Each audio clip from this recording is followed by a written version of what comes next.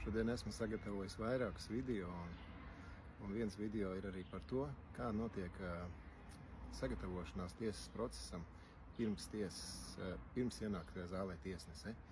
Un video, kurš sekos aiz šī video, aiz manas runas, jūs varēsiet redzēt, kā notiek principā šī sagatavošanās, kā izskatās, kā tiek iztiesāta krimināllieta. Tā kā uztveriet šo izglītojošu informatīvu tikai un nekādā citādākā veidā. Paldies!